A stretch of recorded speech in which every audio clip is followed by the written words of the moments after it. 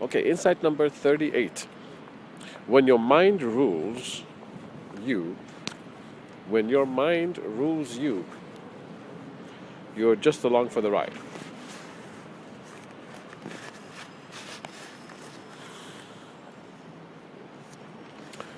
Okay, so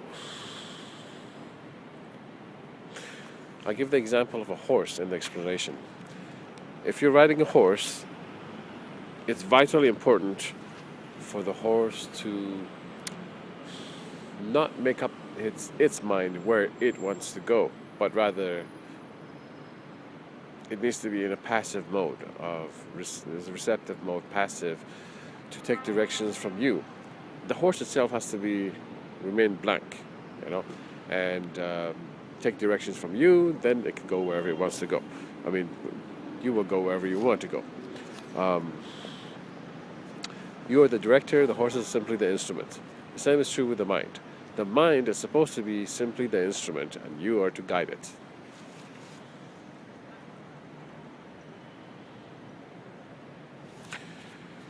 Not consider a situation where the horse is out of control. Well, it's not really. Well, it's out of your control. The horse wants to go very well, wherever it wants to go. It's under its own control. So it wants to go here, have a drink of water, gallop over there, have some fun times talking to some other horses. It's fine. Now that's disruptive to you because you're not getting to do your business or your tasks, and so it seems out of control. Out of control. The horse is out of control. Actually, it's doing what it wants to do, and you're not doing what you ought to do. You can't do your tasks during the day. So the same thing is with the mind. If you allow the mind to just carry on with its various functions and let it rule you, you're just along for the ride. You know, the mind, as you know, has its capabilities of calculating, comparing this and that, memorizing things, making connections between ideas, things, finding various things interesting. And so you find a lot of people who are actually under the control of their own mind. They're going around seemingly what appears to be spontaneous, but actually all that's happening is that their mind is making these connections and they're following along. I want to have some ice cream. I want to go here. I want to go there. I want to do this. I want to do that.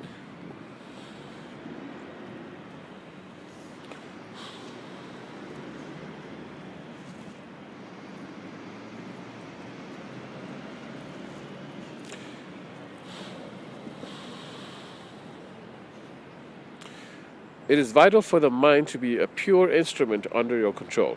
As you know, the mind has the ability to make connections between ideas. If your mind gets your focus caught up in these endless connections, then your mind is not serving you. Rather, your mind is distracting you. At that moment, your mind is no longer your instrument of discernment. The mind is there as a vehicle in order that you can use it to notice the connections of things and their differences, and for you to decide what you will think of next or to do, based on the various information available. You're not to simply follow every conceivable thought or idea. You are not to immerse the bulk of your mind in any one limited perspective, and therefore be swept away by its reality. Nor are you to proceed with action with any idea that comes to your mind. In addition, one ought to have enough control over the mind to stop the mind from contemplating every conceivable thought. I mean, if you find a guy who's, thinks of whatever the mind makes connections with, he just 1 minute he's there, 1 minute he's there, 1 minute he's there, 1 minute he's there. You often see some kids are like that. They're just going here and they're doing all kinds of stuff, seemingly non-stop. Not all kids, but a lot of kids, you see some of them are doing that.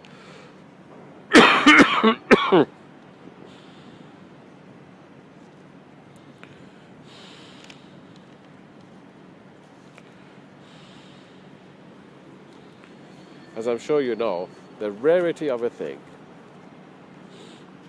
is adds to its attractiveness, the attraction to the mind, because the mind finds things that are different interesting. It impacts the mind. So the more odd it is means the more rare it is, because the opposite would be it's more available, and so you see it on a daily basis, and it's not rare, and so you're familiar with it. It's no longer odd. So rarity has to do with being odd, strange, different, contrasting to the normal, and so the more different it is, the more rare it is, the more different it is, and so the more the mind is thus impacted by it.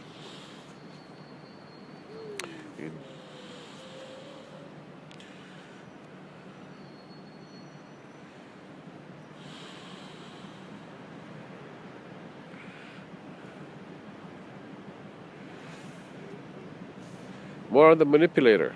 All right. The one doing the attracting sees what is happening. The manipulator understands what to do, how to act, what to wear, how to wear it, and what situation to be in to attract people's minds. They manipulate through looks as well as projecting that they are macho, hip, cool, superior, arrogant, and or confident, when really inside they might be very insecure. There's a difference between how they're actually feeling and what they're projecting to you. That's called pretension, deceiving. Oh, that's crafty. Of course, they might genuinely think that they are hip and cool. They might base their coolness on something which they highly value. Some women project the fake reality that they are better than men. This reality which they project affects insecure men negatively, which leads the men to becoming possessive of the women they meet in the future. Simply because a man does not feel good about himself, he might become needy of a woman to tell him about his beauty, attractiveness, sweetness.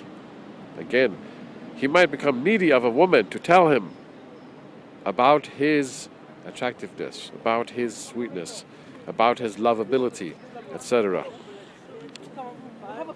Of course, a woman's simple presence with a man might be indication enough for the man that he is appealing in some unknown way. An interesting point is that many women, out of fear or self-preservation, might turn away from men who try to approach them.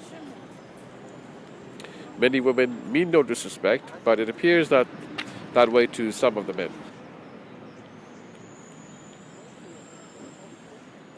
All right, so some men believe the fake reality that some women have been telling them, both subtly and directly, that men are not beautiful and that men are lower than women.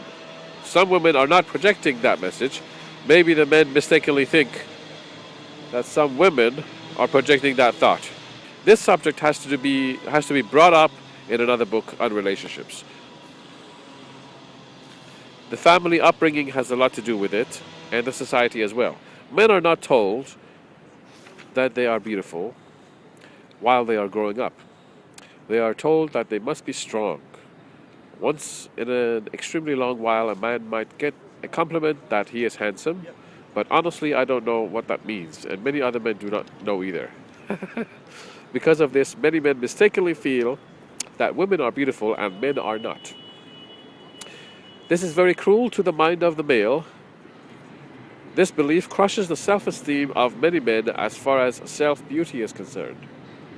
By self-beauty, I mean what men think of themselves in regards to beauty. Men just don't think that they're beautiful. Many men are not aware that they're beautiful. Many men don't know what beauty is. I mean, they're familiar with what is considered female beauty, but male beauty, they're not aware.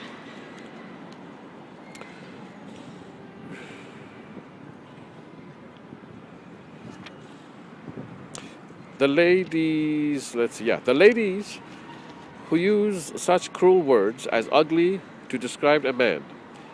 I'm not sure if they are aware of the damage and the degree of insult and self-abasement that they help make the man feel.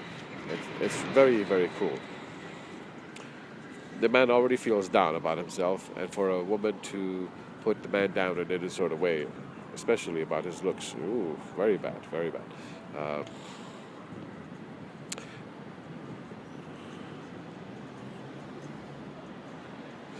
What happens to many men is that they develop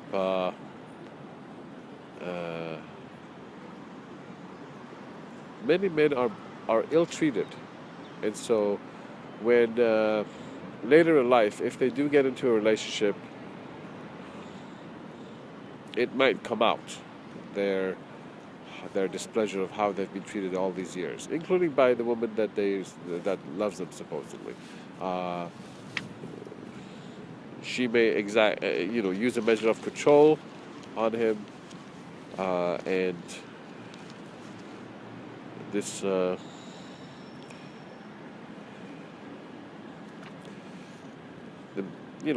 we're human beings, meaning we are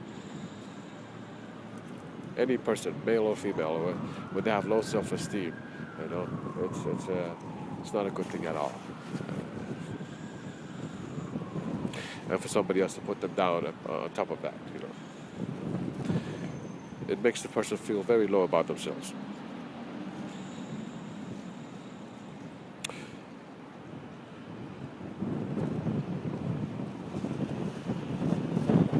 All right, so here, example Q, feeling low and power in the relationship. All right, so a man might think that he is not attractive because ladies do not approach him. The reason could be that he feels low about himself. Yeah, he could feel low about himself. This in turn shows on his face, and when women look at his face, they see a miserable expression, and based on this, they do not approach. So this is one situation that does happen. Women could also be shy, which makes it difficult for them to approach, even though they might be interested. Similar to men and women, both. You have to both realize that you're extremely shy when you're young, especially when you're not, to approach. It's just, extremely difficult to handle rejection. You don't know what to say, you're nervous, So this is very true for both. And, I've heard that women say men should approach, but you have to realize, women, when you say this, you have to realize that most men are as nervous just as you are to approach a man. It's a big thing. So it's not as easy. It's a big thing. Just like you feel nervous to try to approach a man, it's the same exact thing for the man.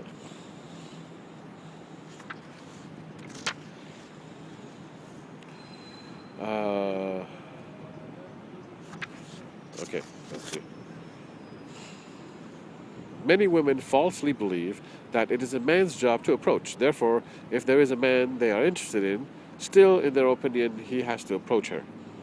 There are many reasons. Anyway, here I am just focusing on a few. Many women want to keep the so-called power in the relationship. They keep projecting a reality that the man is lower than them. They want the man to always go after the woman in order for the woman to always keep the man in a state of discomfort, instability, and always keep him guessing as to the state of the mind of the woman. Some women say otherwise he might lose interest. You see, some women know that if they were simply themselves, they would have no magical manipulation to control the relationship. It is better to be completely honest and have a mature relationship that helps both you and the other grow as opposed to controlling and manipulating each other. Yeah, I mean, if somebody's controlling somebody else, that's not a relationship. That's not a genuine mutual, equal relationship. It's not, it is a relationship in the strictest sense of the word, but it's not a genuine relationship that is meant for like love and partner. Yes, we want to establish contact with you, like a relationship or dating of some sorts. Men, after a while, would realize that a number of these women are actually not suited for them. Based on this, when you ask women to go out with you, realize that just because the woman says no does not mean that she is saying no because she rejects you. Rather, in many cases, she says no because you would reject her if you knew her better. Oh, okay, good. Of course, men use manipulations too. Many pretend to be nice or pretend to be bad to get their way and to take advantage of ladies. At times I am thoroughly amazed at the degree of uncaring and lack of sympathy of some men towards women. But then again, this way of one-focused thinking, the purely sexual thinking, is generated within the male through years of external influences that largely focus on sexual pleasure alone. He's been, thoroughly influenced. So there's a lot of uncaring going on, both from men towards women and women towards men. In many cases where it is genuinely believed that women are emotional and men are not, I find the opposite to be true as well. A lot of women are just not caring towards men. I've seen some women who just not caring. Of course, this is both for men and women. Both, you have some of them who are caring, some are not. Of course, there are countless men who are genuinely caring and emotional, but their sexual overtures, meaning their expressing of their sexual wants, make them appear as though sex is all they think about. It's a lot, but not all they think about. The appearance of this one-sided thinking is translated by the female as being uncaring. The fact is that many men, due to their overwhelming focus on sexual pleasure, might not be aware of the degree of uncaring that their behavior is interpreted as by the females who have been sought after sexually. So a lot of men approach women, they're talking as friends or whatever, and then the male is under so much sexual influence that eventually something he may say something to the female, something about sex or some ideas he wants to discuss or learn, or something comes out that is inappropriate, whatever it is, and the female thinks, all this man wants is sex. Oh, you're like all men. That's what she says, But actually, a lot of males. So you have the males that are uncaring towards females. Okay, we understand that, and they're after one thing, yes, sex. But also you have a lot of males who are both caring and also under the influence of sexual information.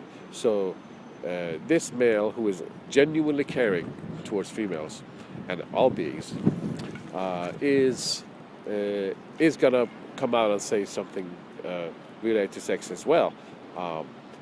But when he is categorized as uncaring, it really hurts him because he is actually caring, and he doesn't want to be categorized as uncaring. Okay. Good.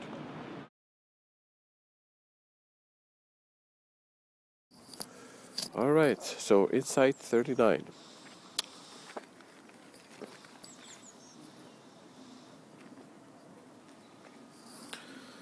Okay, so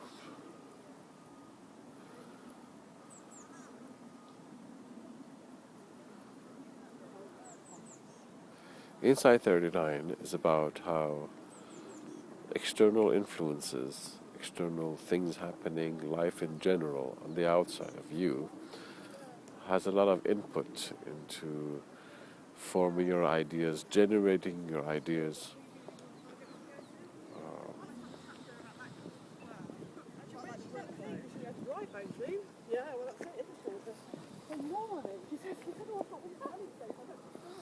It's about you becoming aware of these influences rather than thinking that they are happening naturally from within you. So you're thinking that you go into certain thoughts, you develop certain emotions, and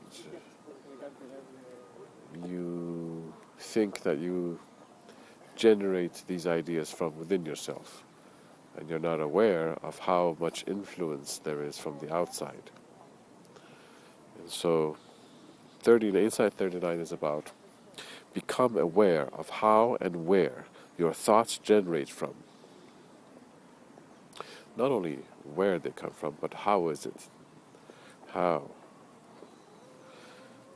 Are your thoughts simply a mirror of what is taking place outside in your daily life? As we talked about earlier in other insights, your mind, you've heard of the expression mirror of the mind. So whatever you focus on through any of your senses, that reality that you're focusing on, whatever it is, object, person, situation, whatever that you're focusing on, is now perceived in your mind. Now it is in your mind. That becomes your reality. It's a mirror of what you're seeing on the outside, a reflection of it. So are your thoughts simply, meaning are your thoughts basically or mostly, are your thoughts basically just a mirror of what is taking place outside in your daily life? Meaning, do you go through life experiencing various thoughts, including emotions and actions that you get into, and they're just simply a mirror of what you see in your daily life?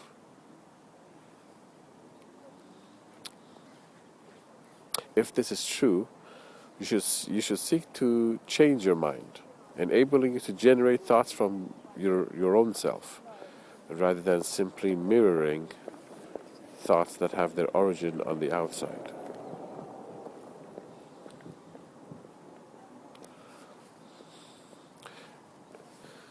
So the basics of it is just telling you to be more original, rather than simply following along. To be more aware. Even if you're not original and you're gaining a lot of thoughts from outside, you need to be conscious and aware of it. This is not against following, because a lot of things we learned, how to talk, the language that we use basically, and how we form our sentences, what we get into as far as sports and whatever else, and fashion, and the way we walk, the way we do a whole bunch of stuff, the way we hold our spoons, the way we eat and what foods we eat, all these things, pretty much like 90% or more, a large percentage of what we do is mimicking. We learn through mimicking from others. It's not a bad thing. It has its place. If we did not mimic, the lessons that others have learned, we would not learn, and we would have to start from scratch, learning whatever in life that we need to learn. But if you learn from others, mimic and learn from others, you are way ahead. You're way advanced. And so you can make further progress after what you have learned from mimicking others. You may progress in extending, expanding, improving, whatever it is. It could be a plane, computers, whatever it is. Okay? Very good. But here we just want you to be aware of how a lot of your thoughts are generated from outside, to be aware. Okay, I'm going to read from the explanation because it's very telling of the how.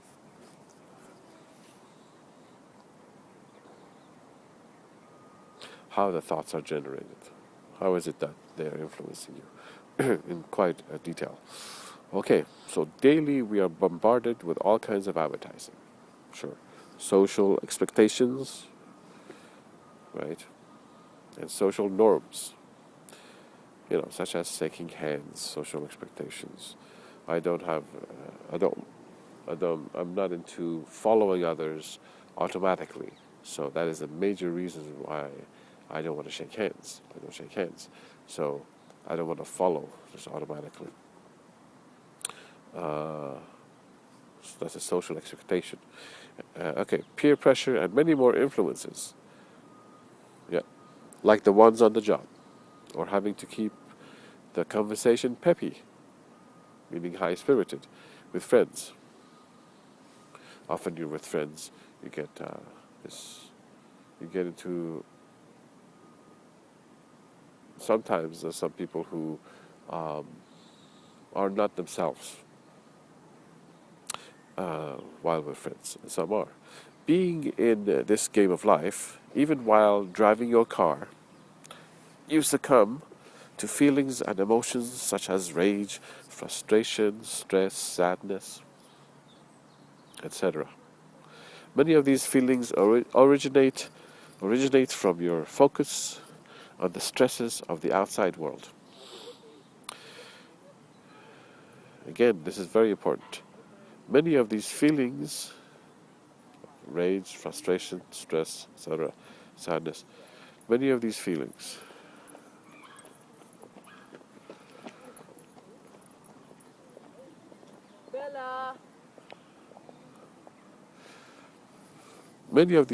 originate from your focus on the stresses of the outside world, which upon your acceptance,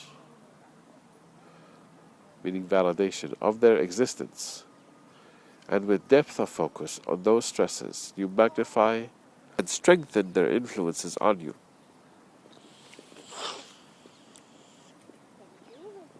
So here you are driving a car or something, and you see something, you focus on it, depending on your depth of focus, to that degree you're able to be influenced by the qualities of that situation. That situation could have stress, anxiety, all kinds of stuff, so it influences you because you're focusing on it. I say might because there are two things involved. What is the effect taking effect on you? The stresses is the amount of influence from the outside and your degree of receptivity. It's like a cup. If you have a cup and you want to pour drink, so some drink liquid in it. If there's no drink in the container, nothing will be in the cup. And if the cup is full, the drink will not get in there either way. So it's two situations. Amount of external influences and the amount of ability to receive those external influences.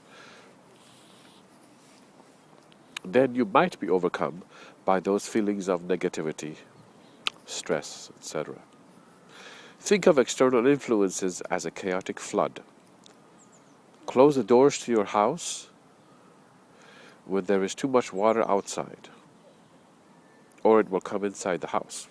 Again, think of external influences, stresses, as a chaotic flood. Flood, like water. Close the doors to your house when there is too much water outside, or it will come inside the house.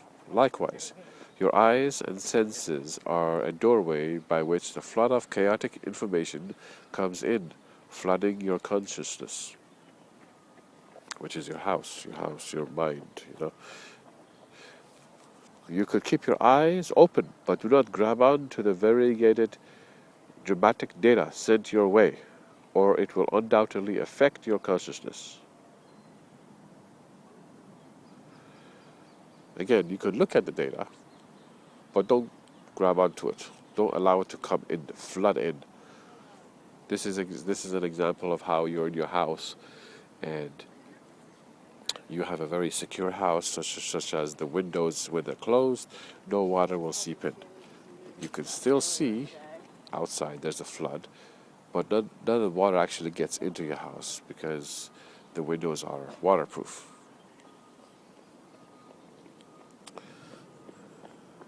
Now, if you open the windows, you can still see the flood, and the flood will come in.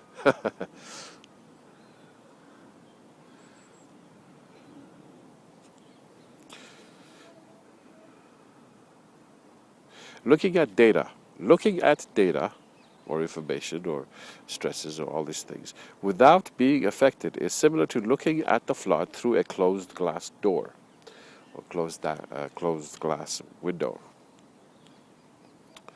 Okay, so you might simply believe the existence of the pressure.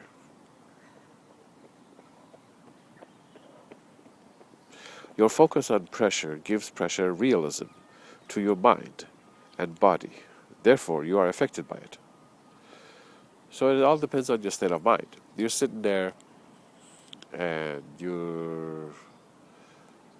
if you're in a robotic state, then data comes, you see the stress, you recognize it, and you see it as valid, and it has the ability to affect you. You see yourself having to run away from it, fight it, or succumb to it, meaning to be defeated by it, affected by it. You see yourself in that hostile, unfriendly situation, and this perspective gives rise to frustration. Again, you're identifying with it. You say, I'm here, that stress is coming towards me. Oh, it's going to get me. Oh, I feel frustrated.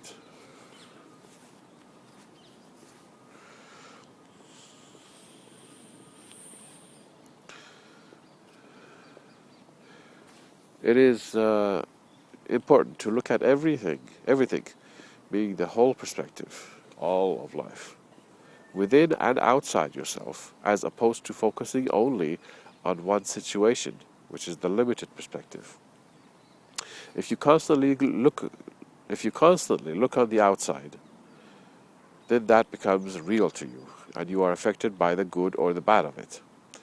If your emotions and thoughts are simply a copy and a reflection of the environment, then you are not being conscious of your true self.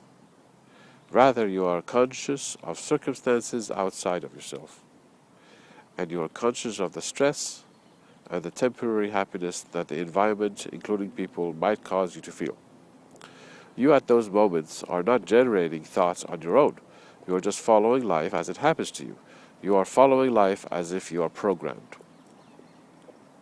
Now we're going to go to example R, which is frustration on the freeway. Let us say that you are on the freeway and the automobiles are slow moving. You could hate life at that moment, but you are experiencing part of it, a traffic jam, which is human created and a part of city life. City life is not real life, it is human created version of reality. Life is not really a traffic jam on the freeway. Therefore, you cannot possibly hate life altogether. Rather, you do not like the position which you hold now at that moment. Okay, but let us now not blow it all out of proportion. By common sense, you should not be upset about life because of a traffic jam. When the mind focuses on one thing, and if the mind is established in that one thing, meaning for the mind to be established in that one thing, the outside phenomenon should make some sort of impression on the mind. A dramatic impression will have more impact. Then at that moment, that one thing becomes the mind's world. That one thing becomes the only reality that the mind is aware of at that time. And therefore, if at that moment the only reality which you are focused on is the frustrating traffic jam, then you will be extremely upset. Realize how the mind works and overcome its drawbacks, flaws, whatever, by reminding yourself of this information, which is to look at the whole, not just the part. Practice the affirmation to become perfect at it, meaning practice what I've just mentioned to become perfect at it. In regard to sexual advertising, you will notice that a technique that is often used in photography is that the lady seems to speak to you or to look at you in a certain way. With this effect, she is saying a lot without speaking in words. Yeah, so look at example S, which is entitled Enticing Incoming Messages of the Model. Tell me what you think of that.